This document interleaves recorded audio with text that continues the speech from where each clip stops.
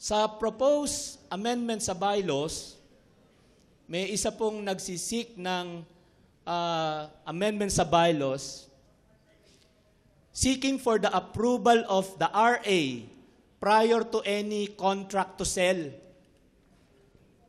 Siguro medyo nadala siya doon sa mga debate natin nung nakarang asembleya. Sabi niya, pwede ba baguhin natin ang bylaws na bago kayo magbenta ng kahit ano dyan, kailangan asembleya muna. Kasi nasa batas, board eh. So asembleya muna. Sinagot natin yan na the current provision is enough to provide check and balance on critical decision making that the chairman of the board may undertake, such as on sale of assets. Pangalawa, hindi niya sinabi kung anong klaseng sale kasi minsan po may mga scrap doon binebenta natin. Pag pumasa yung kagustuhan niya, pati yung mga scrap, pag-uusapan natin dito bago ibenta.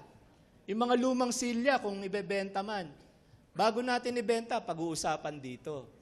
Kasi nga hindi malinaw. But I'm pretty sure na ang iniisip niya yung mga mga lupa, building, ganyan siguro, no? Now, to allay fears of collusion within the board, all resolutions undertaken by the board are subject to the adoption and approval of the Representative Assembly every year. Kasi baka maswerte tayo nung nakaraan, hindi nagsabuatan, ano? May nanindigan na 4 na direktor. Siguro iniisip niya, paano kung wala? Paano kung yung 7 nagkaisa? O tara, magkaisa tayo, benta natin to. Hindi rin po pwede yun dahil lahat po ng resolution na pinapasa rito o pinapasa ng board, binibigay sa inyo taon-taon para maaprobahan sa asembleya.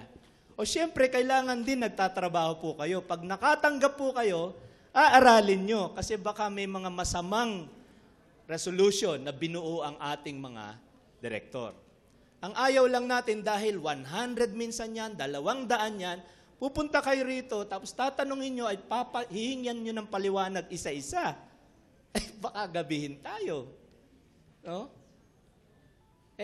Pero kung napag-aralan nyo na, ito, hindi ko gusto tong provision na ito, itong resolution na ito ng board, nakahanda ka na rito. Pagdating mo, Mr. Chairman, I disapprove of resolution number 3 because so and so reason.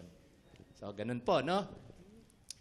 So, yun pong process na yun, sa tingin ng board, is enough to guarantee the check whether the decision of the board is in the best interest of the cooperative.